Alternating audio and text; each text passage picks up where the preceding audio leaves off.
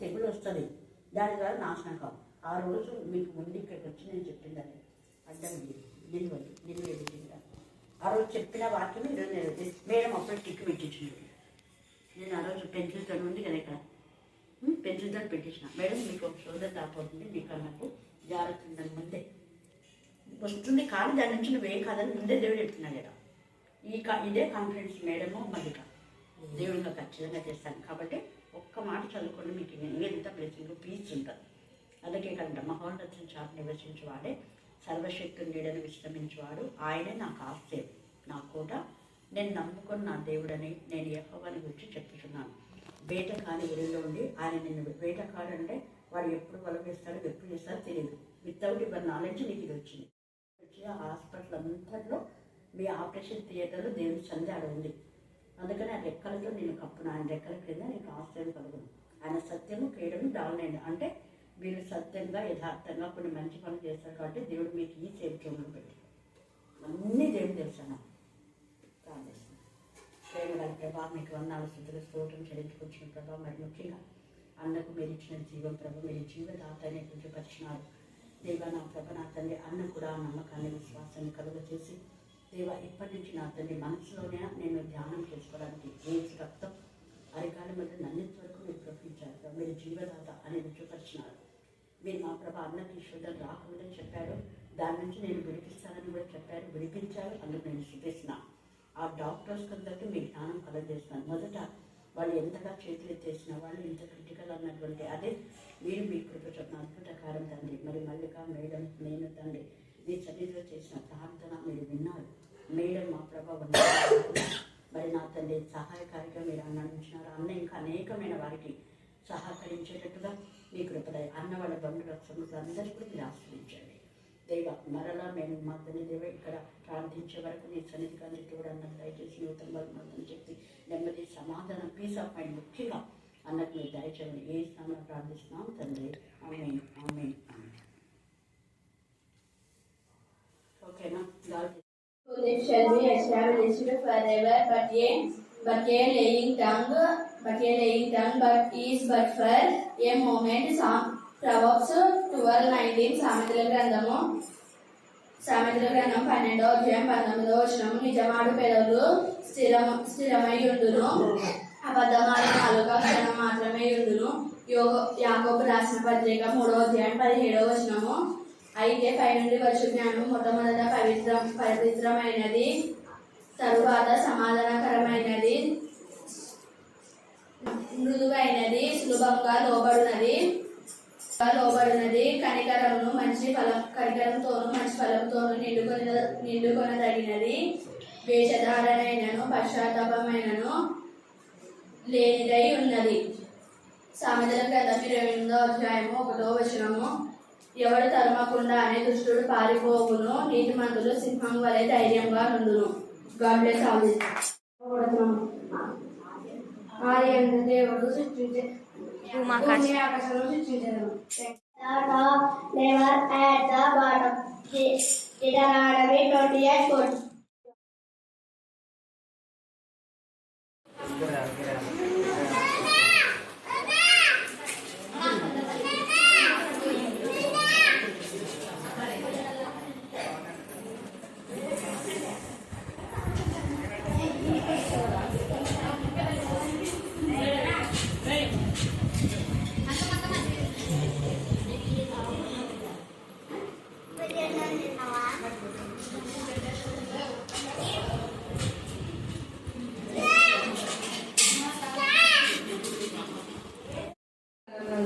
లూకా రాసిన సువార్త 4వ అధ్యాయము 31 నుంచి 37 వరకు చదువుతుంది. అప్పుడు ఆయన గలిలయలోని కపెర్నహూము పట్టణమునకు వచ్చి విశ్రాంతి దినమున వారికి బోధించుచుండెను. ఆయన వాక్యము అధికారంతో కూడినదై ఉండెను గనుక వారు ఆయన బోధకు ఆశ్చర్యపడేది. ఆ సమాజ మందిరంలో అపవిత్రమైన దయ్యపు ఆత్మ పట్టిన వాడొకడుండెను. వాడు నజరేయుడమైన యేసు, మాతో నీకేమి, మమ్ము నశింపజేయ వచ్చితివా? నీవెవడవో నేనెరుగుదును, నీవు దేవుని పరిశుద్ధుడవని బిగ్గరగా కేకలు వేసెను. అందుకు యేసు, ఊరకుండుము, ఇతనిని వదిలి పొమ్మని దానిని గద్దింపగా దయ్యము వారిని వారి మధ్యన పడద్రోసి వారికి ఏ హానియు చేయక వదిలిపోయేది. అందుకందరూ విస్మయముంది, ఇది ఎట్టి మాట, ఈయన అధికారంతోనూ బలముతోనూ అపవిత్రాత్మలకు ఆజ్ఞాపింపగానే అవి వదిలిపోవచ్చున్నవని ఒకరితోనొకరు చెప్పుకునేది. అంతటా ఆయనను గూర్చిన సమాచారము ఆ ప్రాంతములంతటను వ్యాపించను. దేవుని పరిశుద్ధాత్మను దీవించి ఆశీర్వదించును.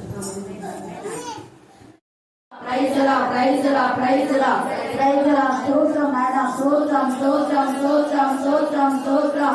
ప్రవేశ రక్తమే జన్, ప్రవేశ రక్తమే జన్, ప్రవేశ రక్తమే జన్, ప్రవేశ రక్తమే జన్, ప్రవేశ రక్తమే జన్, ప్రవేశ రక్తమే జన్, ప్రవేశ రక్తమే జన్, ప్రవేశ రక్తమే జన్, ప్రవేశ రక్తమే జన్, ప్రవేశ రక్తమే జన్.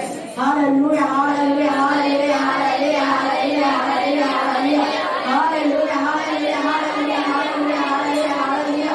యేసే విజయుడు, యేసే విజయుడు, యేసే విజయుడు, యేసే విజయుడు, యేసే విజయుడు, యేసే విజయుడు, యేసే విజయుడు, యేసే విజయుడు, యేసే విజయుడు, యేసే విజయుడు, యేసే విజయుడు. ప్రేమ నమ్మకం గల ప్రియ పరలోకపు తండ్రి, మీ కృప ప్రేమ మహదేశ్ బట్టి మా నాయన ప్రశస్తమైన మీ సన్నిధానములకు వధింపబడిన గొర్రెపిల్ల రక్తానికి ఎంత స్తుతించినా కూడా తక్కువే ప్రభా. మీరు మా శైలం, మా దుర్గం, మా కోట, మా రూపి, మనిషి, మాలో మాత్రం ఉన్న దేవుడు, సత్యముల దేవుడు, సర్వశక్తులంతా ఉన్నవాడు, అనువాడు, ఆకాశం మహాకాశం నేను పట్టచాలు ప్రభా.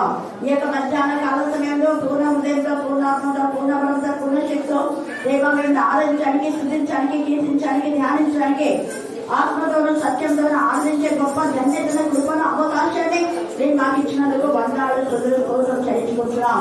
దేవా మీరే మాకు తల్లిగా, తండ్రిగా, ఆదరణకర్తగా, ఔషధంగా, మా మంచి స్నేహితుగా, మా మంచి నాయకుగా, మా మంచి గైడ్గా, మా మంచి విడుదల విమోచనగా, మాకు డాక్టర్గా, నా ప్రభా కౌన్సిలర్ గా తండ్రి దేవా, మాకు నా ప్రభా అతని న్యాయాధిపతిగా, మధ్యవర్తిగా, లాయర్గా ఉన్నారు తండ్రి. స్తోత్ర, ఒక మంచి డాక్టర్ గా ఉన్నారు. మా పైన దృష్టించి మాకు ఆలోచన చెప్పిస్తున్నారు ఆయన. మాకు మీరే అతని ఉపకారం చేయ ఆత్మ ద్వారా మాకు బోధకుగా ఉన్నారు. అందుని బట్టి మేము స్తుతిస్తూ ఉన్నాం. మమ్మల్ని నడిపింపచే దేవుని ఆత్మ మీ స్తోత్రంలో, జీవింపచే క్రీస్తు ఆత్మ మీ స్తోత్రంలో, శుద్ధీకరించు దత్తపుత్రాత్మ మీ స్తోత్రం, విజ్ఞాపన ఆత్మ మీ స్తోత్రం, సాక్షి ఆత్మ మీ స్తోత్రం, దైవ ఆత్మ సమభూమిగా ప్రదేశం మంది మాకు నడిపింపచేసిన విధానం బట్టి మేము స్తుతిస్తూ ఉన్నాం. ఈ మధ్యాహ్న కాల సమయంలో మా ప్రభావం చేరువచ్చిన ప్రతి ఒక్కరిని బట్టి మీకు వందనాలు స్తుతులు స్తోత్రం చెల్లించుకుంటున్నాం. అనేక మంది నూతన ఆత్మ పంపుతున్న దేవ స్తోత్రం. ఎవరి బిడ్డలు తమ ఎవరి చూడడానికి సమర్పించే జ్ఞానం మీరు దయచేది కాక దేవ. ఎవరి కాలంలో కాడు వేట నరుని వేయడం సెలవించారు. కానీ క్రమంగా నీ సల్ల వాక్య విన్న బిడ్డలకు అధికమైన ఆశీర్వాదాలు మీరు ఇచ్చే దేవుడు అని మీకు వందనాలు స్తుతులు స్తోత్రం చెల్లించుకుంటున్నాం. దేవ మీకే స్తోత్రం, మీకే స్తోత్రం. ఎన్ని పనులు ఉన్నప్పటికీ దేవ క్రమంగా వచ్చిన ఈ బిడ్డలందరిని బట్టి మేము స్తుతిస్తున్నాం. దేవ మీకే స్తోత్రం, మీకే స్తోత్రం. ఎంత ఎవరు ఎక్కువ వాక్యం విన్నారో అంత ఆశీర్వాదాలు మీరు దాయచమై ప్రార్థిస్తున్నాయి. స్తోత్రం. ఈ మధ్యాహ్న కాల సమయంలో మా ప్రభావ ఎక్కడ వాక్య పరిచయం జరుగుతుందో అక్కడందరూ మీ ఆత్మ కృపని దయచేస్తున్న విధానం బట్టి మీకు వందనాలు స్తుతులు స్తోత్రం చెల్లించుకుంటున్నాం. దేవ వాక్యం వాక్షిగా మార్చే దేవ మీకే స్తోత్రం. వాక్య మహిమగా దేవ నా తండ్రి మీరే మీ యొక్క కృపను కృమరింపజేస్తున్నారు. వాక్యం ద్వారా ఆదరిస్తున్నారు, వాక్యం ద్వారా బలపరుస్తున్నారు, వాక్యం ద్వారా స్వస్థపరుస్తున్నారు. వాక్యం ద్వారానే దురాత్మల ప్రేతాత్మలతో లయపరుచున్న దేవా నీకు వందనాలు స్తుతులు స్తోత్రం చెల్లించుకుంటున్నాం. దేవ మీకే స్తోత్రం, దాన మీకే స్తోత్రం, మీకే స్తోత్రం, పరిశుద్ధ స్తోత్రం, స్తోత్రం, స్తోత్రం, స్తోత్రం, స్తోత్రం. దేవాబే మేము స్తుతించి మహిమపరచి గణపతిని శ్రేష్టమైన సమయాన్ని ఇచ్చారు కదా, స్థలాన్ని ఇచ్చారు. ఈ కరుణా పీఠం అందరిలో మీరు దహించి అగ్నిగా ఉంటారు సార్. ఈ కరుణా పీఠంలో మీరు కంచెవేస్తున్నారు. ముందు వెనక పురేలో సహాయకాలు ఉన్నారు. దేవ ఏ దుష్టుడు నా ప్రభావ ముట్టకున్నాడు, ఏ దుష్టుడు ఈ గోడను తాకినా కూడా యేసయ్యా శిలువ యాగము అపవాది క్రియలను లయపరచుటకే యేసయ్యా శిలువ యాగము. అది గుర్తుపెట్టుకోండి. యేసు ప్రభుల వారు చాలా మంది వెంటనే ఈ యొక్క మరి శిలువ శ్రమలు అని రాసుకుంటారు. శ్రమలు కాదు, శిలువ ధ్యానం, శిలువ శిలులు, శిలువ యాగం, శిలువ ప్రభావం, శిలువ శక్తి, శిలువ సంపద. శిలువలో సంపద సిద్ధమైంది. యేసయ్య యొక్క రాకడ శిలువలో ఆయన శరీరాన్ని బలిగా అర్పించడం కోసమే. 5 బలులు ఉన్నాయి పాత నిబంధనలో. 5 బలులకు ఒకే బలిగా యేసయ్య తన ప్రాణాత్మ దేహములను సమర్పించాడు. అందుకే తండ్రి నీ చేతికి నా ఆత్మను అప్పగించుతున్నాను అన్నాడు. తర్వాత ఆయన ఇష్టానుసారంగానే ఆయన ప్రాణం పెడతాడు. వాక్యంలో ఉంది, ఎవరు ఆయన ప్రాణం తీసుకోలేదు. నా ప్రాణము తీసే గట్స్ ఎవ్వరికి లేదు. నా ప్రాణం నేనే పెడుతున్నా. ఎందుకు? నా పిల్లల కోసం. ఎందుకు అలా పెడుతున్నా అంటే నా పిల్లలను అపవాది తన అధీనంలో ఉంచుకొని వాడు బాగా వాళ్ళను బాధ పెట్టేస్తున్నాడు. అందుకని వారి యొక్క చెర నుంచి విడిపించడం కోసమే యేసయ్య అంతకుముందు వదగొర్రెగా ఆదికాండంలో మారాడని మనం నిన్న చూసుకున్నాం. హైమాద్ కూడా చెప్పింది.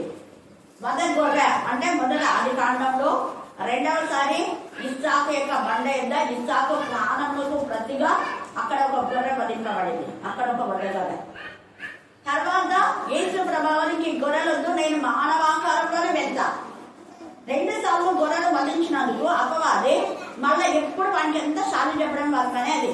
వాడికి వేరే పనే ఉండదు. 24 గంటలు వాళ్ళ గురించి వీళ్ళ గురించి సార్లు చెప్పడం వారి పని. ఎప్పుడు దేవుని దగ్గర వెళ్ళి సార్లు చెప్పేది, దేవుని దగ్గర వెళ్ళి సార్లు చెప్పేది. వీళ్ళు బాగున్నారు, ఎందుకున్నారు, వీళ్ళ చుట్టూ అది తీసేయి, అది లేకుండా ఇది లేకుండా వాళ్ళు నేను చూపిస్తా చూడు, వీళ్ళకి వాక్యం చెప్పకూడదు, వీళ్ళకి ప్రార్థన లేకుండా, ఇదే వాడి పని. అక్కడ వాక్యం చెప్పకూడదు, ఇక్కడ వాక్యం చెప్పకూడదు, అక్కడ సాక్ష్యం చెప్పకూడదు, ఇక్కడ సాక్ష్యం చెప్పకూడదు, ఇలాగా మైకులు బంద్ చేయండి. వాడి పని ఇదే, వాడి పని 24 గంటలు అదే పని. అలాగా ఉన్నప్పుడు యేసయ్య గొర్రెలా నువ్వు వధించేది, మానవుని పాపం కోసం గొర్రెలా వధించేది అని వాటిపై చెప్తా ఉంటాయి. తండ్రి అయిన దేవుడు మరి ఎవరు పోతారంటే ఎవ్వరు మాంసం లేదు. యేసయ్య ఒక్కడే నేనే పోతాను. శరీరాకారంతో నేనే మానవులాగపోయి మానవునిగానే వాళ్ళలో వాళ్ళ వ్యక్తిగా జీవించే రక్త మాంసములతో నేను వెళ్ళి నా శరీరంలో కణంగా నేను అర్పిస్తానని యేసయ్య వచ్చాను. హల్లెలూయా, హల్లెలూయా.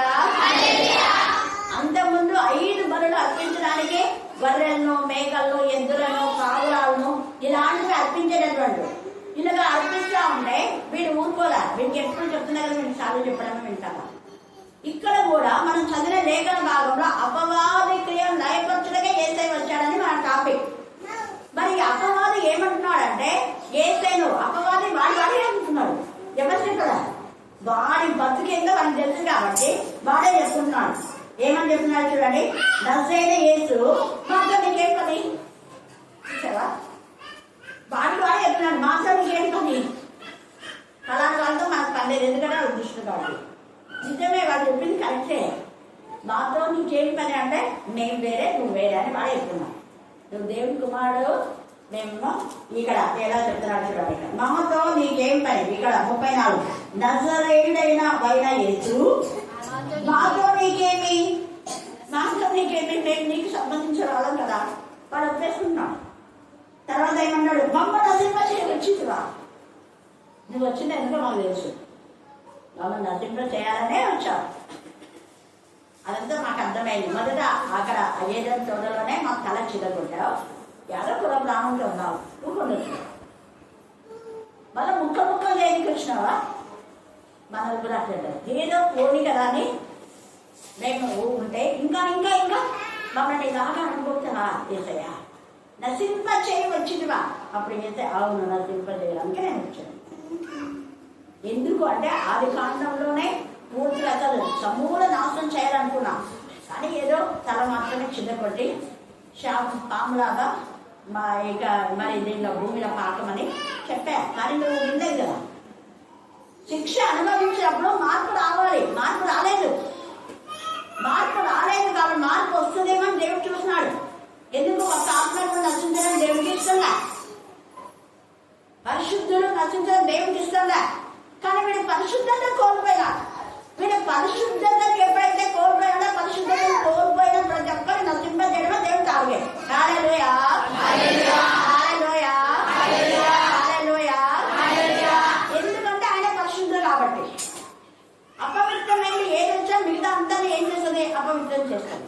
అందుకే మంచి చెడ్డలు తెలివినిచ్చే ఆ యొక్క వృక్షంను వాటిని చేశారు కాబట్టి మళ్ళా జీవవృక్ష ఫలాలను తినేసి పాపంలో నిరంతరం జీవించి అందరినీ పాపంలో జీవింప చేస్తారనే మనం బయటికి పోగొట్టి వాళ్ళని బయటికి వెళ్ళగొట్టడానికి కారణం అదే. ఇక్కడ మనం యోగు దగ్గర చూస్తే చెప్తున్న వాడు అప్పటి నుంచి వాడు సాడలేవాడు. అక్కడ కూడా పండు తినొద్దన్నాడు కానీ ముట్టుకోవద్దని కాదు, ముట్టుకోవద్దని చెప్పొద్దని. ఎవరు ముట్టుకోవద్దని దేవుడు చెప్పలే. అది అబద్ధం వాడు కల్పించాడు. వాడు అన్ని తప్పుడు బోధలు. దేవుడు మీకు చెప్పారా ఈ చెప్పి ఇవన్నీ కూడా తినొద్దని చెప్పారా వాడు అంటే ఏమంటది ముట్టుకోవద్దని. ఆడ ముట్టుకోవద్దని దేవుడు చెప్పారా. తినమా సస్తావన్నారు. దేవుడు చెప్పిన ఆ మాటకు మీరు కొంచెం కల్పిదాలు చేస్తారు. ఆ చిన్న కల్పిదమే జీవితాన్ని నాశనం చేస్తారు. గుర్తుపెట్టుకోండి. తప్పుడు బోధన దగ్గర చిన్నదే అది, ఒక వచనమే, ఒక ఓడే నీ జీవితాన్ని తారుమారు చేసేది కాదు. కేవలం ఆ చిన్న పదము ఇద్దరి జీవితాలను అక్కడ చంపే ఆత్మీయంగా కొలాప్ చేసేస్తుంది. ఆత్మీయ స్థితిలో వాడికి పడిపోయాడు. ఇక్కడ కూడా ఏం చేస్తున్నా అంటే యోగును కూడా సేమ్ ఆదామవును అలా చేశాను, యోగును కూడా చేద్దాంలే అని వచ్చింది. కానీ యోగు పడ్డా. హల్లెలూయా హల్లెలూయా. మీరు యోగు చదివితే యోగు 2వ అధ్యాయం 3వ వచనం చదవండి. యోగు 2:3 కొంచెం త్వరగా చదివి టైం యెహోవా నీవు ఎక్కడి నుండి వచ్చితివని యెహోవా దేవుడు యోగును అడుగుతున్నాడు. నువ్వు ఎక్కడి నుంచి వచ్చింది వాడిని అడగగా అపవాది భూమిలో ఇటు అటు తిరుగులాడుచు. వాడి పని ఇది. అండర్లైన్ చేసుకోండి. ఇటు అటు ఇక్కడ ఉన్న స్త్రీలు ఎవరైనా ఇటు అటు తిరిగే జీవితం ఉంటే నువ్వు ఖచ్చితంగా అపవాది బ్రతుకులోనే ఉంటావు. ఇటు అటు తిరిగే జీవితం వద్దు. నీ ఇంట్లో నువ్వు పని చేసుకోవాలా, వస్తే దేవుడి సన్నిధికి రావాలా, లేకపోతే పొలం అంగడికి పోతావా అంగడికి పోవాలి. మళ్ళీ మధ్యాహ్నం ఆ ఇంటి దగ్గర ముచ్చట్లు పెట్టద్దండి. ఇటు అటు తిరిగినావు అంటే ఖచ్చితంగా వాడు నిన్ను టార్గెట్ చేస్తాడు. ఎందుకు అనేక మందికి వేదన శోధన రోజు అంటే ఇటు అటు తిరిగే జీవితం. ఇటు అటు వద్దు. దేవుడు ఇక్కడ మాట్లాడుతున్నాడు. వాడి పని అంతా ఇటు అటు తిరిగే జీవితమే. ఇటు అటు అనే మాటలో సగం లోకం సగం దేవుడు అనేది అక్కడ అర్థం. ఇక్కడ ప్రార్థన చేస్తారు, అక్కడ మళ్ళీ సాయితులు కట్టించుకుంటారు. ఇక్కడ ప్రార్థన చేస్తారు, అక్కడ మిరపకాయలు ఇక్కడ ప్రార్థన చేసుకుంటారు, అక్కడ నిమ్మకాయలు కట్టి ఇక్కడ ప్రార్థన చేసుకుంటారు. అమ్మ ప్రార్థన చేయంటారు, అక్కడ గుమ్మకాయలు కడతారు. మన పిల్లలకే రోషం వచ్చింది. ఒకరోజు ఏ ఇంటిలో పోయినా నేను రాలేదు, వచ్చి ప్రేర్ చేస్తానని చెప్పిన. ఫంక్షన్కి అయితే రాను, నేను టైం వేస్ట్ అవుతుంది, కావాలంటే ప్రేర్ చేస్తానే. మేము ప్రేర్ చేసుకుంటా మేడం వాళ్ళు అంత ప్రార్థన చేయాలంత బాగుందా, దానికి గుమ్మడికాయ కట్టినాను మేడం. మీకున్న జ్ఞానం వాళ్ళ హరించదాన్ని నేను మన పిల్లలకు సంతోషం. హల్లెలూయా హల్లెలూయా. నేను ఆ తర్వాత ఆ గుమ్మడికాయనే కదా ఆశీర్వదిస్తాను. మళ్ళీ మమ్మల్ని ఎందుకు పిలుస్తుంది అది నువ్వు అన్నా. తర్వాత ఇంకా ఊరికే నవ్వుకుంటే ఏమో కానీ నాకు కూడా ఇష్టం లే, కానీ ఇంకంతే వాళ్ళే కట్టిండారు. మళ్ళీ నాకు కూడా ఇష్టం లే, కానీ మా ఆయన కట్టినాడు, మా అత్త కట్టింది, ఇంకా ఎవరి మీద కట్టింది వాళ్ళే కట్టిండారు. ఆడవాళ్ళకి ఇట్లాంటి పెట్టుకోండి, మొగళ్ళకంటే మొగళ్ళకు కూడా ఉన్నాయిలే. కాబట్టి వీటి వద్దు. అటు ఇంటి తిరిగే చూడాలి. వాడు వచ్చి అటు ఇంటి తిరిగి అంటున్నాడు ఏమంటాడు, అందులో సంచరించు వచ్చిందని యెహోవాకు ప్రత్యుత్తరం ఇచ్చాను. అందుకు యెహోవా ఇక్కడ ఏం లేదా ఊరిగా అటు ఇంటి తిరిగి వచ్చినాడు అన్నాడు. చక్కగా ఏమి దేవుడికి తెలిసింది వీడు ఎందుకు వచ్చినాడు. వెంటనే అన్నాడు, నువ్వు నా సేవకుడైన యోగు గురించి నువ్వు ఆలోచిస్తున్నావు నాకు తెలుసు. ఈ మధ్యాహ్న కాలం ఇక్కడున్న వాళ్ళు దేవుని పిల్లల గురించి ఏం ఆలోచన ఉన్నా కూడా దేవుడికి తెలిసిపోతుంది. గుర్తుపెట్టుకోండి. దేవుడి పిల్లలకు తెలిసిపోతుంది, దేవుడికి తెలిసిపోతుంది. సేమ్ చాలాసార్లు ఆటోలు ఉన్నప్పుడు, బస్సులు ఉన్నప్పుడు, ఎక్కడైనా వెళ్తున్నప్పుడు, చర్చి ముందు వెళ్తున్నప్పుడు ఎవరు ఏమనుకున్నారు నాకు తెలిసిపోతుంది. నాకే కాదు దేవుని ఆత్మతో నింపబడిన వాళ్ళు అర్థమైపోతారు. వెంటనే నేను అంటాను కూడా వాళ్ళతో. తర్వాత అవక నిజంగా అదే అనుకుంటుంది వాళ్ళు అంటారు. హల్లెలూయా హల్లెలూయా. ఇక్కడ ఏ తండ్రి అయినా దేవుడికి అర్థమైపోయింది. ఏమన్నాడు చూడండి, నా ఉద్దేశం దేవుడు సాక్ష్యం ఇస్తున్నాడు. నువ్వు యోగుని గురించి ఆలోచిస్తున్నావా? ఎంత ధైర్యం నీకు! అతను ఎవరనుకున్నావు? యథార్థవంతుడు, నీతిపరుడు, ఇంకా భయభక్తులు కలిగి అది అండర్లైన్ చేసుకోండి. దేవుని యందు నిజంగా నీకు భయం పట్టుకునే చెడుతనం అసహించుకొని విసర్జిస్తావు. చెడుతనం విసర్జిస్తావే కానీ మళ్ళీ ఈ రోజు మాని మళ్ళీ చేసే విధానంలో ఉండేవాళ్ళు దేవుడి పిల్లలు కాదు. ఇక్కడ మనకు దేవుడు సర్టిఫై చేస్తున్నాడు. అతడు చెడుతనంలో విసర్జించిన వాడు, అసహించుకున్నవాడు. మనం ఉమ్మి వేసి మళ్ళీ ఎవరైనా ఉమ్మిని మళ్ళీ నోట్లో తీసుకుంటారా? తీసుకోండి. మనం విసర్జించిన ఏవి మళ్ళీ తిరిగే ఏదైనా మనకు చేయదంటే ఉమ్మేస్తాం, మళ్ళీ దాన్ని మళ్ళీ నోట్లోకి తీసుకోవాలి. ఒక్కసారి ఆలోచన చేయండి. ఎంత లేదని ఇక్కడ పరిశుద్ధ ఆత్మదేవుడు మాట్లాడుతున్నాం. ఇలాంటి వ్యక్తి గురించి నువ్వు మాట్లాడుతున్నావా అంటే మళ్ళీ అది అంటది 9వ వచనం. ఇదంతా ఉంది చాలా, తర్వాత మీరు చదువుకోండి.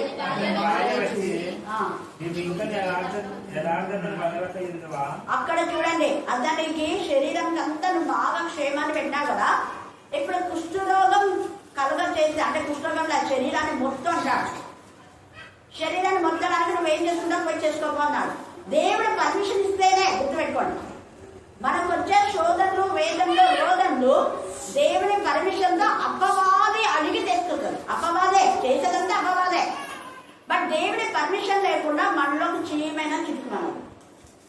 గుర్తుపెట్టుకోండి, దేవుని దగ్గర పర్మిషన్ అడిగే. ఇక్కడ కుష్ఠరోగం అంటే అది మనకు అంటువ్యాధి అని తెలుసు. కుష్ఠరోగం అంటే ఇంకా ఏమేమో చెప్తుంటారు కదా. కానీ ఇక్కడ ఈ కుష్ఠ వ్యాధి అపవాది ద్వారా వచ్చింది. కొన్ని రోగాలు అపవాది ద్వారా వస్తాయి అన్నదానికి మీకు ఇప్పుడు చూపించింది. అపవాది కుష్ఠరోగం అక్కడ కలగ చేసింది. ఇక్కడ కూడా అపవాది అంటే ఈ దయ్యము వీళ్ళని ఏం చేస్తుందంటే మాట్లాడకుండా, తర్వాత వినకుండా, ఇంకా బాడీ పెయిన్స్, శరీర రోగాలన్నీ తీసుకొస్తుంది. ఇది అందుకని ఇక్కడ అపవిత్రమైన దయ్యపు ఆత్మ అనే మాట శరీరాన్ని అపవిత్రం చేసేది. అపవిత్రమైన దయ్యపు ఆత్మ భక్తులైన మరియకు 7 దయ్యాలను వెళ్ళగొట్టాడు యేసయ్య. ఆ 7 దయ్యాలు ఏంటి అంటే నిజంగా దయ్యం పట్టిందని కాదు. కామ, క్రోధ, మదం, ఆశ్చర్యం అనేటువంటి, ఇంకా శరీరాశ, నేత్రాశ, జీవం డంబం అనేటటువంటి ఆ యొక్క శారీ అంటే అపవాది యొక్క లక్షణాలు. అపవాది లక్షణాలు ఎవరికి ఉంటాయి? వాళ్ళు దయ్యాలు పట్టినవాళ్ళు. ఆయనకి 7 దయ్యాలు ఉన్నాయి. ఇక్కడ అపవిత్ర ఆత్మ అతని యొక్క మరి జీవితాన్ని పాడు చేయడానికి వచ్చింది. అందుకని ఇక్కడ అపవిత్రమైన దయ్యపు ఆత్మ పట్టిన వాడు ఒకడు ఉండేను. వాడు నజరైన యేసు మాతో నీకేమి మమ్మల్ని నశింప చేయవచ్చుగా అన్నాడు. యేసయ్య మానవుని శరీరంలో ఉన్న పాప రోగ శాపం నుంచి విడిపించడానికి వచ్చాడు. పాప రోగము అంటే దేవునికి విరోధమైన విధానంలో చేసే ప్రతి కార్యక్రమాలు, ప్రతి క్రియలు కూడా పాప రోగమే. ఆ రోగాన్ని విడిపించడానికి యేసయ్య వచ్చాడు. యేసయ్య జనన మరణ పునరుద్ధానంలో అందుకే నశింప చేయ వచ్చిందివా అంటుంది. అదే చెప్తుంది, నువ్వు వచ్చావు కదా, నువ్వు ఇందుకే కదా వచ్చింది. అవును, నేను అందుకే వచ్చింది. ఇక్కడ కూడా యోగుకు కుష్ఠరోగం తీసుకొచ్చింది. ఆ తర్వాత దేవుడు మళ్ళా గద్దిస్తాడు, అది వెళ్ళిపోతుంది. హల్లెలూయా. కానీ యోగు నాశనం కాలేదు. వాడు ఎంత బాధ పెట్టినా కూడా యోగు యెహోవా ఇచ్చాడు, యెహోవా తీసుకుని యెహోవా నామం స్తుతించబడుగాక అన్నారు. అంతేగాని ఇంకొక మాట మాట్లాడలేదు. తర్వాత లూకాసు వార్త 13వ అధ్యాయంలో అక్కడ ఒక స్త్రీ ఉంది. ఆమె కూడా అపవాది చేత ఆమెకు ఆ నడుము వంగిపోయింది వచ్చింది. ఎవరికైనా మనలో నడుము వంగిపోయింది అనుకో ఏమంటారు మీరు? చెప్పండి. దయ పెట్టినాం కదా ఎవరన్నా? ఆ ముసలామై నడుము వంగిపోయింది. పెద్ద దుడకాయ కదా, పెద్దది కాబట్టి నడుము వంగింది. కానీ చేసి నడుము, మన భాషలో ఇవే మాట్లాడు. కానీ చేసి పాపం నడుము వంగిపోయింది. పెద్ద దేహం కాబట్టి నడుము వంగిపోయింది అని మనం అనుకుంటాం. కానీ ఇక్కడ నడుము వంగిపోయేది కాదు, అపవిత్ర ఆత్మ వచ్చేసింది. ఇక్కడ నేను చెప్పే మాట కాదు, ఇది యేసు ప్రభువే చెప్తున్నాను. చదవండి 14వ వచనం, 11 నుంచి 16 దాకా చదువుకోవచ్చు. 18 ఏళ్ల నుండి బలహీన అంటలేం చేసుకోండి, బలహీనపరచు దయ్యం పట్టిన ఒక స్త్రీ అచ్చలు ఉండింది. ఆమె నడుము వంగిపోయి ఎంత మాత్రమును చక్కగా నిలబడలేదు. అందుకని ఎహెజ్కేలుతో నీలో ఉన్నటువంటి నువ్వు చక్కగా లేవు, నీకు కొంచెం వంకర ఉంది, ముందర తీసేసుకో. అందుకని ఆ వంకరను తీసేసి చక్కగా నిలబడి నేను నీతో మాట్లాడతాను. నీలో ఉన్న దయ్యం పోలేదు నేను మాట్లాడేది, లేకుండా మాట్లాడాలి. దేవుడి మాటలు అర్థం కావు. దేవుడి పిల్లలకే దేవుడి మాటలు అర్థమయ్యేది. లోకస్తులకు అంత అనుమానాలు పిచాచే, అన్ని అనుమానాలు. అందుకని ఇక్కడ తేటగా మాట్లాడుతున్నారు. ఆమె నడుము వంగిపోయినటువంటి స్త్రీ అచ్చట ఉంది. ఆమె నడుము ఎలా వంగిపోయిందంటే అపవిత్ర ఆత్మ బలహీనంగా చేసేసింది. బలహీనం అన్నది కూడా ఒక దయ్యపు శక్తి అనేది మనకి ఇక్కడ అర్థమవుతుంది. తర్వాత 11 నుంచి 16 దాకా మీరు చదివితే టైం లేదు. ఆమెను యేసయ్య స్వస్థపరిచిన తర్వాత యేసయ్య ఏమంటున్నాడు? ఎవరిమే అంటే అబ్రహాము కుమార్తె. హల్లెలూయా, హల్లెలూయా. అంటే నువ్వు వాక్యం చదివినంత మాత్రాన, ప్రార్థన చేసినంత మాత్రాన, సాక్షి చెప్పినంత మాత్రాన 24 గంటలు మందిరానికి పోయి, వేగ్జామున పోయి, అక్కడ పోయి ఇక్కడ పోయి కాదని అనుకోవద్దు. ఇక్కడ ఈమె విశ్వాసే, ఈమె అబ్రహాం కుమార్తెనే.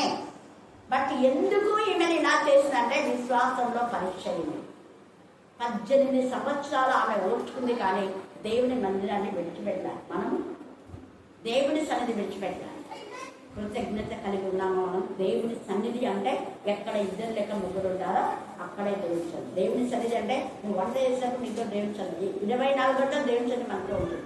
మనం ఆలోచించడం లేదు, మనం గ్రహించడం లేదు. అప్పుడు ఇశ్రాయేలులకు పగలు మేఘస్తంభ, రాత్రి అగ్నిస్తంభ. కానీ యేసయ్య మరణం చేసి తిరిగి లేచిన తర్వాత ఆదరణకర్త ఎప్పుడు. ఒకసారి వాక్యం చెప్తుందా నేను విన్నాను, ఎప్పుడు పరిశుద్ధాత్మ వస్తుందా అని. తండ్రి కూడా తెలిసింది ఎప్పుడు పరిశుద్ధాత్మ వస్తుందా. ఎంత అవివేకం చూడండి. యేసయ్య ఏమన్నాడు, నేను వెళ్ళిపోయిన తర్వాత ఎప్పుడు మీతో ఉండడానికి. సత్య స్వరూపిక ఆత్మ, ఆదరణకర్త ఆత్మ ఎప్పుడు. మరి ఎప్పుడు వస్తుందా అంటే వాళ్ళది అబద్ధం వలన కాదా చెప్పాలి మీరే. వాడు వరగేసుకుంటారు ఎక్కడంటే కదా అబద్ధం గోడు. ఏసైనా చెప్పాడు సత్య స్వరూపిక ఆత్మ నేను వెళ్ళిన తర్వాత వస్తుంది, ఎప్పుడు మీలో ఉంటుంది. ఆయన వాళ్ళలో నివసించి సంచరించి వారితో కలిసి ఏం చేస్తాడ, భోజనం చేస్తాడు. అంటే నీకు భోజనం చేసి పెడతాడు, నువ్వు చేసింది కూడా ఆయన కలిసి తింటాడు. అంటే అర్థమైంది, మనం చెప్పే వాక్యం కూడా ఆయన ఇంటుంటాడు అని అంటారు. హల్లెలూయా, హల్లెలూయా. ఆయన మన వాక్యం చెప్తాడు, మన వాక్యం కూడా ఆయన వింటాడు. కలిసి విజ్ఞాపన చేయ ఆత్మ. ఎలాగో మనం విజ్ఞాపన చేయాలో తెలియదు. రోమా 8:26 మీరు కథ చదువుకొని ఉచ్చరింప తెక్కే కాదు 3 రోజులు ఆత్మ తానే మన పక్షంగా ఏం చేస్తుంది, విజ్ఞాపన చేస్తుంది. తర్వాత ఇశ్రాయేలు కాపాడేవాడు ఉంటాడు అంటే 24 అవర్స్ కాపాడుతున్నాడా లేదా, ఉన్నాడా మరి మనతో కూడా. హల్లెలూయా, హల్లెలూయా. పరిశుద్ధాత్మ ఎప్పుడు మనతో ఉంది కాబట్టి మనం ఇలా ఉన్నాం అనుకుంటున్నాం. మనం ఎన్ని చేస్తున్నా కూడా పరిశుద్ధాత్మ చూసి చాట ఏడుస్తున్నాం. మనం చేసే అవివేక పనులకు ఏడుస్తున్నాడు. మనం సాక్ష్యం ఇస్తే సంతోషపడుతున్నారు దేవదూతలంతా. ఒక ఆత్మను తీసుకొస్తే దూతలతో సహా సంతోషిస్తున్నారు. అది పరిశుద్ధాత్మ. అందుకే పరిశుద్ధాత్మను దుఃఖపరచొద్దు అని రాయడం. పరిశుద్ధాత్మను దుఃఖపరిస్తే ఇక్కడ క్షమాపణ లేదు, అక్కడ కూడా క్షమాపణ లేదు. తేజగా ఉంది వాక్యంలో, ఎంత తేజగా. అందుకని అక్కడ ఈ యొక్క ఆమె ఎవరు అంటే ఆమె అబ్రహాం కుమార్తె అని అబ్రహాం దేవుని అనేది దానికి నీతిగా ఎంచబడి అంటే నీతి మొత్తం కలిగింది. విశ్వసించింది, నీతి మొత్తం కలిగింది. ఇన్ ద సేమ్ వే అపవాది ఆమె టార్గెట్ చేసింది, యోగుని టార్గెట్ చేసింది. యోసేపు కూడా అలాగ వాళ్ళ అన్నల్లో దయ్యపు ఆత్మలు ప్రవేశించినాయి కాబట్టి యోసేపును అన్నలందరికీ ఒకటే ఆలోచన వచ్చింది, యోసేపును కొట్టాలి, చంపాలి అని. అపవిత్రాత్మ అలా చేస్తారు. ఇది ఒక మధ్యాహ్న కాల చంద్రు నీళ్ళు అపవిత్రాత్మ ఉందేమో ఇతరులకు ఇలా చేసేటటువంటి నేచర్, ఇతరులు దోచుకునే నేచర్. ఒకరు వద్దు అనేది దేవుని పిల్లల లక్షణం. హల్లెలూయా, హల్లెలూయా. ఇతరులను ఏదైనా తీసుకునేది వాడి దొంగతనం, హత్య, నాశనం చేయడానికి వాడి పని అది, వాడి క్యారెక్టర్ అది. దేవుని పిల్లల క్యారెక్టర్ అలా కాదు. అందుకని ఇక్కడ తేజగా పరిశుద్ధ ఆత్మదేవుడు మనతో మాట్లాడుతున్నాం. తర్వాత ఇంకా ఇలాగ చాలా వ్యాధులు ఉన్నాయి, అవన్నీ కూడా దురాత్మ నుంచి. అయితే దురాత్మ ఎవరిలో ఉండి పని చేస్తుంది వాళ్ళు దేవుడు అక్షమించారు. అదే ఇక్కడ దీన్ని నశింప చేసినాడు. ఇలాగ నేచర్ ఉంటే వాళ్ళందరూ దేవుడు నశింప చేస్తాడు. అందుకే యోహాను సువార్త 17 నాశనం పుట్టు తప్ప ఎవరు కూడా నశించకూడదు. దేవుడు యేసయ్య వచ్చింది అందుకు. యేసయ్య కనికరం తండ్రి, కృపగల తండ్రి, ప్రేమగల తండ్రి. ఇన్ ద సేమ్ వే పాపమును సహించిన వాడు. అందుకని ఆయన చేతిలో కొరడ ఉంది, దేవుని శుద్ధి చేశాడు. ఆయన చేతిలో 2 కొడవలు ఉంది. ఒక కొడవలతో తన యొక్క పిల్లలను తన దగ్గర తీసుకున్నాడు, 2వ కొడుకుతో నశింప చేసేవాడిని నశింప చేశాడు. చేతి ఆయన చేతిలో ఉంది. శ్రేష్టమైన వాటిని చెరిగి పొట్టు ఏంటో తేల్చేశాడు. గింజల్లో కలిసి గుంపులో ఉన్నాంలే, ఏం పర్వాలేదే, మేము కూడా విశ్వాసంలే. కాకుల్లో కలిసిన ఆ యొక్క కోకిలలో కలిసినటువంటి కాకి, నేను కూడా కోకిల్లా బాగా పాటలాడుకొని కొన్ని రోజులు సహవాసం తీసుకునే ఉంటాను. దాని నడక అది చూసి వీడికి డౌట్ వస్తుంది, ఇది కోకిల్నైనా కదా, కోకిల్నైనా కదా అనుకుంటున్నాను బాగా. అయితే తర్వాత గుర్తొచ్చింది, ఏంటి ఎప్పుడైతే వసంత ఋతువు వచ్చేసరికి కోకిల వస్తే ఏం చేస్తే పాట పడుతుంది. పాట పడినప్పుడు ఇది కాకపోతుంది, ఇది మన జాతి కదా అన్ని కొంచెం కూడా పరారైంది. అంతే, బతుకు ఎప్పుడో ఒకసారి బయటపడతారు. ఇంకొకసారి మొత్తం పోయి సున్నాలంతా కొనుక్కున్నాను. కొనుక్కొని వచ్చి నన్ను అయితే అందరు చిచ్చి అంటారు. ఈ పావురాలు అయితే పెంచుకొని మరి అదే పనిగా అబ్బా స్పెషల్ వేస్తుంటారు. నన్ను ఎవరు పెంచుకోదని ఆ పావురాల్లోకి వచ్చి వాళ్ళ పడి గింజలు వేయకుండా కొంతకాలం అయింది. వర్షాకాలం వచ్చింది. ఏమైంది? సునామస్త పోయింది. వచ్చింది కాకి అని చెప్పి అన్ని కలిపి తరగాలి. వేషధారణ ఏదో ఒకటి యథార్థంగా దేవుడికి యథార్థంగా ఆరాధించేవారు సత్యంతో ఆత్మగా. అంటే ఎక్కడైనా నేను చెప్పేది, నువ్వు వంట రూమ్లో ఉన్నా నీకు నిజంగా ఆసక్తి ఉంటే అక్కడ పాడు, అక్కడ స్థుతించు, అక్కడ ధ్యానం చేయి. చదువుకున్న వాక్యమే. నువ్వు పొలానికి కూర్చుంటే ఎంత ఆశీర్వాదమో చూడాలి. కూర్చున్నా లేచినా మనం వాక్యం గురించే. పిల్లలు ఇందాక పాట పెడతామన్నా, నేనన్నా వద్దు అన్నా. ఎందుకు వద్దు అన్నా అంటే నాకు పాటలు ఎక్కువగా ఇష్టపడదు. ఎందుకు ఇష్టపడినా అంటే అది ఎవరో రాసిన పాటలు. అదే చదివిన వాక్యం ధ్యానం చేసుకోండి, ప్రార్థన చేయండి. ప్రార్థన డిఫరెంట్ టైప్లో ఉంటుంది కదా. ఒక్కొక్క హృదయంలో నుంచి వస్తుంది ప్రార్థన. లేకపోతే ఇక్కడ టైం ఉందంటే ప్రార్థన చేయండి ఎక్కువగా అన్నా. వాళ్ళు 10 నిమిషాలు చేసినా ఓకే అన్నారు. సంఘంలాగా 2 నిమిషాలు చేయండి, 3 నిమిషాలు చేయండి, అంశాలు అసలు పెట్టాలి. ఎంతసేపు అన్నా దేవునికి సమయం ఇవ్వాలి. పాటలు తగ్గించండి కావాలంటే అంటారు. ఆ పాటలు ఎవరో మన పాటలు పాడకూడదు అనేది కాదు నా ఉద్దేశం. కానీ మన ఆత్మతో దేవుని ఆరాధించడం దేవుడికి చాలా ఇష్టం. ఆ చదువుకున్న వాక్యమే ధ్యానం చేసుకుంటారు. వచ్చే 5 నేను ధ్యానం చేస్తున్నా కాబట్టి అంటే పనులు చేసుకుంటే వంట చేసుకుంటే ధ్యానం చేస్తున్నా. వాళ్ళు నమ్ముతున్నారు పిల్లలు. ఇంకా మంచిగా పెట్టలేదు. హల్లెలూయా. మీరు కూడా అలాగే చెయ్యండి అని చెప్పాను. మీరు పాటలు నేర్చుకోండి, ఏదో టైంలో పాటలు నేర్చుకోండి, వద్దని చెప్పాను. సరే, ఇక్కడ మనం చూస్తే అందుకని అక్కడ యేసయ్య ఆయన పరిశుద్ధుడు కాబట్టే, ఆయన పరిశుద్ధతలో అపవిత్రత అనేది ఉండకూడదు కాబట్టే ఈ దయ్యక ఆత్మను వెళ్ళగొట్టడానికి ఇలా వచ్చాడు. హోషియా మన 5వ అధ్యాయం 4వ వచనం చదవండి. హోషియా 5వ అధ్యాయం అంతా చదవండి. అక్కడ మీకు ఒక క్లారిటీ అవుతుంది. దేవుడు ఎందుకు తను యేసయ్యను పంపాడు అన్నదానికి అక్కడ ఉంది. తప్పు చేస్తే ఎప్పుడు దేవుడు ఓడుకోడు, ఉంచుకోడు. 4 తమ క్రియల చేత అభ్యంతరపరచబడిన వారై వారు తమ దేవుని యొద్దకు తిరిగి రాలేకపోదురు. అదే ఎందుకు వాళ్ళు దేవుని సన్నిధికి యథార్థంగా రాలేకపోతున్నారంటే వ్యభిచారం. అందుకే కొంతమంది భయపడతారు, రాడు. ఇంతమంది కూడా నేను ఫస్ట్ లో అంటే అక్కడ ఈరోజే అడిగినారు మా స్టూడెంట్స్, మేడం మొట్టమొదటి ఇదంటే కాదు అక్కడ స్వార్థ మాకు ఇప్పుడు కొన్న ఆయంలో, తర్వాత శైలు వాళ్ళ ఇంట్లో అక్కడ ఉన్నప్పుడు చాలా మంది వచ్చేవాళ్ళు. అంటే బయటే 2 కాస్ట్ అంగులు ఇంట్లో అక్కడక్కడ కూర్చునేవాళ్ళు. తర్వాత చర్చిలో పెట్టండి మేడం, మేమంతా వస్తాము, మీకు ఇంటికి రావాలంటే మాకు చాలా భయం అన్నారు ఓపెన్గా. అప్పుడే మనం చర్చిలో మనం బుధవారం బైబిల్ స్టడీ ఓపెన్ చేసి 95. హల్లెలూయా. నేను 90లో మీ మధ్యకు వచ్చాను.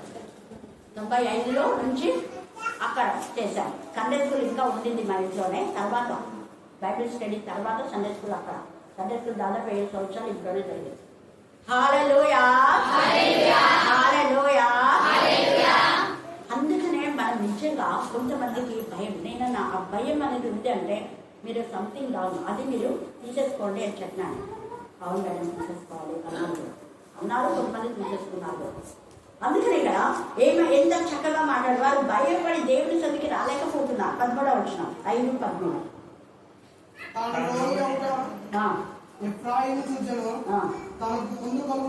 అదే తనకు రోగి ఎవరు ఎఫ్రాయిము చూచాను, తనకు పుండు కలుగుదా యూదా చూచాను. అప్పుడు ఎఫ్రాయిము అశ్షూరుల యొద్దకు. అశ్షూరులు ఎవరు? అన్యులతో సహవాసం చేస్తున్నాడు. ఇంకా తర్వాత మీరు అదంతా మీరు చదువుకోండి, దేవుడి ముగ్గురంతా వచ్చేస్తారు. 15వ వచనం కూడా ఉంది.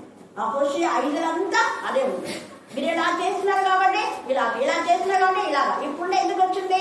అది మానని పుండది, మారిపోని పుండ వచ్చింది. నీకు రోగం ఎందుకు వచ్చింది? దేవునికి విరోధంగా నువ్వు చేసిన పాపక్రియ. కొంతమందికి వస్తుంది కానీ దాని ద్వారా హాని జరగదు. దేవుని పిల్లలకు రాదని చెప్పని ఎవరికి వచ్చింది కదా, వచ్చింది కానీ బాగైనా. అలాగనే దేవుని పిల్లలకు వస్తాయి కానీ వాటి నుంచి వాళ్ళకి ఏమాత్రము హాని జరగదు. అంటే దేవుని ఆరాధిస్తారు, స్థుతిస్తారు. మరి ఈ పుట్టు పెడతారు, వాళ్ళు ఆడిస్తారు, దేవుని చుట్టూ వస్తారా? కాలేదు. ఆ బాధనే ఉండదు, క్యాన్సర్ ఉండదు. దేవునికి విరోధంగా మాట్లాడిన వాళ్ళకి కూడా కొందరికి ఆత్మ వచ్చింది. అందుకే ఇక్కడ తేటగా హోషియాలో చెప్తున్నా. కొన్నిసార్లు దేవుడు నాతో మాట్లాడారు, ఇదిగో ఇది నేను వాళ్ళకి చేయబోతున్నాను అన్నాను. నాతో మాట్లాడిన ఒక 2-3 వారాలకే నేను వింటా, ఆ న్యూస్ వింటా, అలాంటి వాళ్ళకి ఇలా జరిగిందే. నేను అన్నా ముందే ఇది నేను ఎవరితో నాతో మాట్లాడినవన్నీ ఎవరితోనో పంచుకుంటా. ఇంకొకటి, నిన్న నాకు కల్లో మా అన్న ఎన్నెన్నో అరటిపండులు తెచ్చినాడు. చిన్నారు చెప్పినానా? చిన్నారు వచ్చిందా? నాకు ఈరోజు ఏం తేవద్దని చెప్పిన పిల్లలకు, ఆయన మళ్ళీ అరటిపండు తెచ్చినాడు. ఎందుకు ఇది తెచ్చినారు? సేమ్ నేను కళలో ఏమన్నానో అదే మళ్ళీ ఇక్కడ అన్నా. ఇంక ఇప్పటికే అన్ని తెచ్చారు, ఇంకేం తేవద్దన్నా అంటే ముందే నాకు తెలియజేస్తాను దేవుడితో. ఇంకొకటి ఇక్కడ అంతా అగ్ని పాత్ర ఉంది. నిన్న ఎవరు అమ్మాయి ఇక్కడ ఎంతమంది వచ్చినారు, ఎవరు చూసినారో తెలియదు. అక్కడి నుంచి చూసినారు, ఒకటి పూలు ఎంచుకున్నారు పువ్వు, మళ్ళీ ఇక్కడికి వచ్చి గోడ ఎక్కి చూసినారు. చేయను ఇంకొక మాకు సరళ ఇద్దరు చూసినారు. నేను పోయి చూస్తే ఉప్పు కట్టుకున్నారు బాగా. ఎవరంటే తెలుసు నాకు, ఇట్లా ఉంటుంది మనం అదే ప్రార్థన టైంలో. దేవుడు భయం ఎందుకు ఉండదు అని నాకు అర్థమే కాదు. మనం ఎంత యథార్థంగా ఉంటామో దేవుడు అంత ఆశీర్వదిస్తాడు. ఎంతగా మనం దేవుని స్తుతించాలో అంతగా మనం దేవుని స్తుతించాలి. అందుకే ఇక్కడ ఈ యొక్క విషయం అంతా కూడా అదే ఉంది. తర్వాత మీరు తీతుకు 2వ అధ్యాయం 3వ వచనం కదా, తీతుకు 2:3. అపవాది క్రియలు లయపరచుటకే యేసయ్య వచ్చాడన్నది టాపిక్. అది మర్చిపోయాను. అలాగుననే వృద్ధ స్త్రీలు కొండె కత్తెలను మిగుల మద్యపానం ఇక్కడ మన ప్రాంతంలో లేదు. ఇది నేను అక్కడ చెప్పినప్పుడు కాకినాడలో, తర్వాత వైజాగ్ వెళ్ళినప్పుడు ఇంకొకటి రాజమండ్రిలో యానం అనేది. యానం కంటే అసలు ఎవ్వరు లేడీస్ వెళ్ళరు అక్కడ. ఎంత ఇదే అంటే ఎక్కడ చూడు అవి అందరు చెరువులు, చేపల చెరువులు అవి అంతా ఉన్నాయి. ఊరికి ఇట్లా కేవలం ఒక జానడ్ అంత ఉంటుంది. మనకి కొంచెం స్లిప్ అయ్యమంటే పెద్ద గుండెల్లో పడిపోతాం. అక్కడికి తీసుకెళ్తాను గుండెనన్నా. దేవుడి దగ్గర పోయి అక్కడ చెప్పినప్పుడు అక్కడ చాలా మంది ఇదే వాక్యం చెప్పినప్పుడు, అవునక్క ఇక్కడ ఏం అలవాటు, వృద్ధశీలు కూడా తాగుతారు, కళ్ళు తాగుతారు. వృద్ధశీలు కూడా సిగరెట్లు, బీడి, అదేంటో ఒక విధమైన ఇంతలా ఉంటుంది. నాకు చూపించినారు వాళ్ళు, పొగాకుతో ఇంతలా ఉంటుంది. విజయవాడ చుట్టాలా అన్నారు, దాని పేరు కూడా తెలియదు. ఇంత ఉంటుంది. ఒక ఆమెకు అదే అంతా ఇదైపోయిందని చెప్పి తీసుకొస్తే, మేమంతా సాగులో దేవుడికి విరోధమైన చేసుకున్నామని చెప్పి ఇదే వాక్యం చదివి చూపిస్తే, అవునమ్మా ఇక్కడ నుండి మా అన్నయ్య తల్లి నాకు కూడా ప్రార్థన చేయమని. అందుకే ఈ లోకం వచ్చింది. పురుషులు స్త్రీలు దేవుడికి స్తోత్రం. మన వైపు ఒకప్పుడు చాలా మంది పొగాకు వేసుకునేవారు. చిట్టంగా ఇప్పుడు పొగాకు ఇంకోటి కూడా నష్టం తీసుకోండి. నేను మొత్తాన్ని ఇస్తాను, నష్టం ఇచ్చే వాళ్ళకి ఇక్కకుండా బాగుంటున్నారు చాలా మంది. అవంతా భావించలేదు. అందుకనే మనం గుర్తుపెట్టుకోవాలి, దేవుడికి మహిమకరంగా మనం 5వ వచనం 2:5. అలాగనే వృద్ధ స్త్రీలు కొండె కత్తులను మిగుల మద్యపానం శక్తులను ఉండగా ప్రవర్తన యందు భయము భక్తి. అది ప్రవర్తన యందు. వృద్ధురాళ్ళే నన్నెవరు చూసాలే అని కొంతమంది కొన్ని చేస్తుంటారు. ఆ వద్దు, దేవుడి యందు భయము భక్తి కలిగి ఉన్నారు. ఇక్కడ తేటగా మాట్లాడుతున్నారు పరిశుద్ధాత్మ. ఇవన్నీ కూడా అపవిత్ర సంబంధమైన అపవిత్రాత్మ వాళ్ళని ప్రేరేపణ చేస్తే కాబట్టి తాగులు ఇంకా అన్ని నానాక చండాలమైన పనులు చేస్తారు. అందుకనే ఇక్కడ యేసయ్య ఇవన్నీ మన నుంచి చేయడానికి. ఎందుకంటే ఆయన పరిశుద్ధుడు కాబట్టి. ఆయన పరిశుద్ధి ఇక్కడ అవే చెప్తున్నాయి. ఏమని? నువ్వు దేవుని పరిశుద్ధమని బిగ్గరగా కేకలు వేశాను. నువ్వు పరిశుద్ధం, ఆయన పరిశుద్ధతను కోరేవాడు. ఇవన్నీ మనకు ఉండకూడదు అంటున్నాను. అలాగనే మనం ఈ యొక్క నిర్గమ కాండంలో కూడా చూస్తే పరిశుద్ధుడు అనే యాజకుడు ఇక్కడ కట్టుకోవాలి. నిర్గమ 39:19 చదవండి. నిర్గమ 39:19. మరియు వారు 2 బంగారు ఉంగరములను చేసి ఏఫోదు నెజటునున్న పతకపు లోపలి అంచున దాని 2 కొనలకు వాటిని వేసిరి. మరియు 2 బంగారు ఉంగరములను చేసి ఏఫోదు విచిత్రమైన నడికట్టునకు పైగా దాని 2వ కురుపునొద్దనున్న దానికి ఎదుట ప్రక్కన ఏఫోదు 2 భుజ ఖండములను దిగువను వాటిని వేసిరి. ఆ పథకము ఎఫోదు విచిత్రమైన దట్టికి పైగా నుండునట్లును అది ఎఫోదు నుండి విడిచిపోకుండానట్లును. అక్కడ 9 నుంచి 20 దాకా చదివితే దేవుడు పరిశుద్ధులని బాగా రాయండి అంటాడు. ఆయన పరిశుద్ధుడు అంటే ఎంత ఇష్టమో. ఇదంతా ఎవరికి? యాజకుడు. యాజకుడు ఆ పాపము పరిశుద్ధం పెట్టుకుంటే యాజకుడు పరిశుద్ధంగా ఉండాలి, రాంగ్ థాట్స్ ఉండకూడదు. తర్వాత యాజకుడు ఇక్కడ ఇది న్యాయ విధానం పథకం ఉంటుంది. ఎప్పుడు అంటే 12 రాళ్లతో చాలా విలువైనవి. ఒక వజ్రం, చిన్న వజ్రమే కొన్ని కోట్లు, వీళ్ళ పెద్ద పెద్ద వజ్రాలు 12 డైమండ్స్ తో ఆ పథకం చేస్తారు. బంగారు, స్వచ్ఛమైన బంగారం. అది ఎప్పుడు దాని పేర్లు ఉంటాయి, ఇస్రాయేల్ పేర్లు.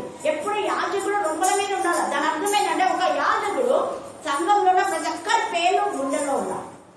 కుటుంబం మాత్రమే కాదు, గమనించిన వాళ్ళే మాత్రమే కాదు, గుండెల్లో ఎప్పుడు వాళ్ళ పేర్లు ప్రార్థన చేయాలి. అందుకే యేసు అంటాడు, నేను మిమ్మల్ని మోస్తున్నా, గద్ద తన రెక్కల మీద మోసినట్టుగా మిమ్మల్ని మోస్తున్నా, మీరు నా రొమ్ములో ఉన్నారు, నా చేతిలో ఉన్నారు అంటాడు.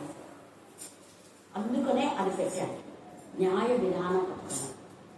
దానికి ఎప్పుడు ఈ యొక్క యాజకుడు దేవుని మందిరానికి వెళ్ళేటప్పుడంతా వాటిని ధరించుకొని బయటికి వెళ్ళేటప్పుడు మాత్రమే దానికి అక్కడ పెట్టేసుకోవాలి. తర్వాత అందరి కోసం మళ్ళీ ఇంట్లో చేయాలి. ఇక్కడ హల్లెలూయా, హల్లెలూయా, హల్లెలూయా. వాళ్ళని ఎప్పుడు మర్చిపోకుండా మేము ఇస్రాయేల్ 12 గోత్రాలే కట్టే చూడండి. అంటే వీళ్ళ కోసం మీరు ప్రార్థన చేస్తే వాళ్ళు అపవిత్రులు కాకూడదు అని. ఒక వ్యక్తి అపవిత్రుడు అయిందంటే అక్కడ ఆ కాపరి సరిగ్గా కేర్ తీసుకోలేదని అక్కడ అర్థం. ఆ యాజకుడు సరైన విధానంలో ట్రీట్ చేయడం లేదని అర్థం. అందుకనే కావలివాడ రాత్రి వేళ ఏమైందంటే వెంటనే చెప్పాలి, ఇస్తాను. చెప్పలేదు అంటే అతను అన్నట్టుగా లేదు అని అర్థం. నిద్రపోతున్నాడు, అదే టైం ఏంటిదంటే వెళ్ళలేదు, అదే నిద్రపోన్నాడు. ఇప్పుడే చూస్తాను మాస్టర్ గారు, కానీ ఎందుకు ఏది చెప్తాను. ఆ నిద్ర మధ్యలో 2 గంటలు 3 గంటలు 3 గంటలు విన్నాం. కావలివాడ రాత్రి వేళ ఏసైంది తెలుసుకోవాలి. ఏసై ఎప్పుడు వస్తాడో తెలుసుకొని పిల్లలను అలర్ట్ చేయాలి. ఏస్కేలు 33 అదే అంటాడు. అక్కడి నుంచి వస్తుందని నువ్వు చూడాలి. చూసి ఇదిగో ఉగ్రత వస్తుంది, అక్కడి నుంచే ఖడ్గం వస్తూ ఉంది, దేవుడు అక్కడ సమీపంగా ఉంది, మీరు మారండి అని వాళ్ళకి చెప్పాలి. వాళ్ళు విన్నా వినకపోయినా, నువ్వు చెప్పినా వాళ్ళు వినలేదనుకో, నువ్వైతే వాళ్ళ ప్రాణం పుట్టారు. వాళ్ళు కాదు, నువ్వు దోషే. నువ్వు చెప్పలేదు, ఎవరికి చెప్పాలి? వ్యక్తిగతంగా కౌన్సిలింగ్ చేయాలి. ఊరికి అందరితో ఇలా చెప్పడం కాదు, వ్యక్తిగత కౌన్సిలింగ్ చేయాలి. ఎందుకంటే నువ్వు ఇలా ఉన్నా ఇలా చేయండి, ఇది వాక్యానికి వ్యతిరేకం, ఇలా ఉండి మందిరానికి రావద్దు. ఎంత తేడా. అందుకే ఈ సమయం ముందు మన జ్ఞాపకం తీసుకుని ఆయన పరిశుద్ధుడు. ఇక్కడ ఈ యొక్క వీళ్ళు చెప్తూనే చూడండి, దురాత్మలు నువ్వు దేవుని పరిశుద్ధమని బిగ్గరగా కేకలు వేస్తాయి. నువ్వు పరిశుద్ధం కాబట్టి మేము ఉన్నాం ఇక్కడ, దాని అర్థమని మేము వెళ్ళిపోతాం, ఉండం. ఎంత తేలిగా చెప్తున్నాం, ఎంత తేలిగా. ఇక్కడ అపవిత్రమైన దయ్యపు ఆత్మ పట్టిన వాళ్ళు ఏ చేద్దాం మాతో నీకేం పని అంటే నిజంగా పరిశుద్ధులకు లోకస్తులకు అసలు కుదరదు. క్రీస్తుకు బెలియాలకు పొద్దు కుదరదు, చీకటికి వెలుగు పొద్దు కుదరదు, ఎప్పటికీ వేగమే. ఈ యొక్క ప్రధాన యాజకులంతా లోకానుసారంగా ఉంటారు వాళ్ళు. అందుకనే ఏసై మాట్లాడితే వాళ్ళకి నచ్చవు, వాళ్ళు చేసేటప్పుడు ఏసై నచ్చవు. కాబట్టి వాళ్ళు ఎక్కడెక్కడ ఎత్తుకొస్తున్నారు.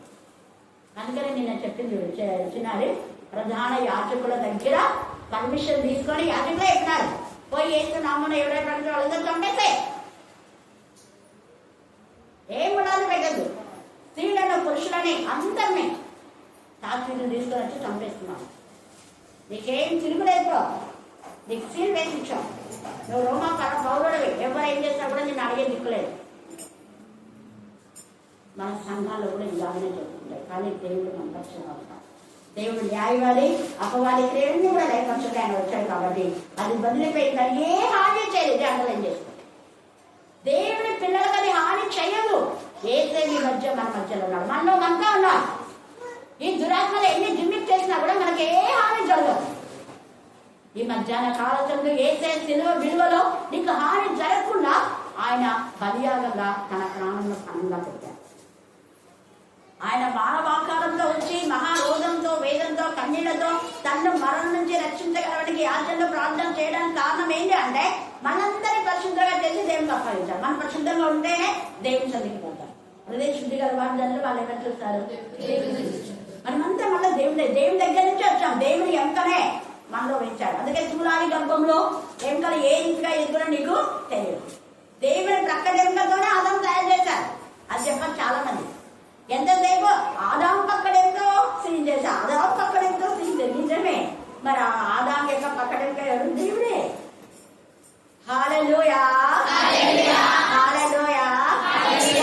అందుకనే ఎన్నెళ్ళున్నా ఎంకలకి ఏం కాదు. మళ్ళా ఎంకలతో అస్థిపంజరంతో మనకు నూతన శరీరాన్ని ఇచ్చి మహిమ దేహాలతో దేవుని చదివిపోతాం. అందుకే యేసయ్య చూడండి, ఆ ఎంకలు చూడండి, ప్రత్యేకంగా ఎంకలు అన్నాడు. చర్మం అలా నాకున్నట్టుగా ఎంకలు ఎవరుకున్నావు? భూమి అనుకున్నావు.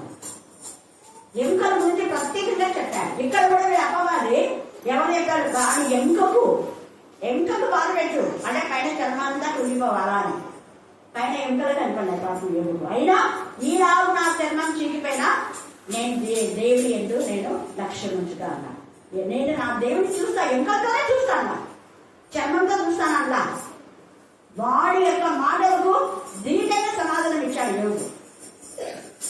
ఈలాగు నా చర్మం చీకిపోయినా నా ఎంకలతో నేను నా దేవుడిని చూస్తానన్నా. ఆ నిరీక్షణతో మనం ముందుకెళ్ళి దేవుడు మనతో ఉన్నాడు కానీ మనకి ఏది హాని జరగదు. సెలవు బయట ఏసై వైపు మనం చూద్దాం. శిలువ మార్గంలో మనం వెళ్దాం. మనకెప్పుడు జయమే జయమే జయమే. దేవుడు ఈ లేఖన భాగాన్ని దీవించి ఆశీర్వదించిందాక ఆమేన్ ఆమేన్ ఆమేన్. చివరి ప్రార్థన. కృపను మాకు ఇచ్చినందుకు నాగస్కూలు రాజా, మరి ప్రభాతాన్ని దాసం ద్వారా మాట్లాడుతున్నాం.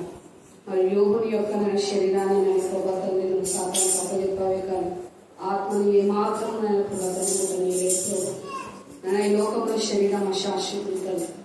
మరి ప్రభాతాన్ని మట్టిలో కలిసిపోతుంది కానీ ఆత్మ మరి నీ సన్నిధికి చేరుతుంది. నేను మరి ప్రభాతాన్ని సజీవుడైనటువంటి యేసుని వెంబడించినటువంటి మేము సజీవులుగా నైనా ప్రభు మా యొక్క ఆత్మనైనా ప్రభు నిత్య రాజ్యం చేర్చుకుంటూ శరీర క్రియలను వదిలేసి ఆత్మఫలమును ధరింపజేసుకొని మరి ప్రభా తండ్రి ఆత్మఫలంలో చేతనైనా ప్రభు అనేక మందిని నీ వైపు మరవసే భాగ్యాన్ని మాకు దయచేయమని అనుకుంటున్నాను.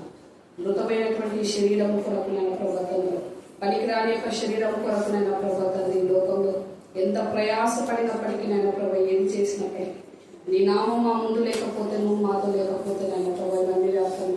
మరి ప్రభా తండ్రి మేమునైనా ప్రభా తండ్రి నీ యొక్క శిలువ వైపును చూస్తూ నీ శిలువ యొక్క శ్రమను నైనా ప్రభు మేము గుర్తెరిగి మరి ప్రభా శిలువ అనగానైనా ప్రభా తండ్రి శ్రమ అనుకలు కాదు కానీ నిత్య జీవమునకు మనకు నడిపించిన మార్గం అనేటువంటి నిరీక్షణ కలిగిన ప్రభా తండ్రి విశ్వాస జీవితంలో పవిత్రతను పరిశుద్ధాత్మను నిరీక్షణను కలిగిన నిశ్చయితను కలిగిన ప్రభా నిరాకడ కొరకు ఎదురు చూసే బిడ్డలుగా మేము సహాయం దయచేయండి తండ్రి.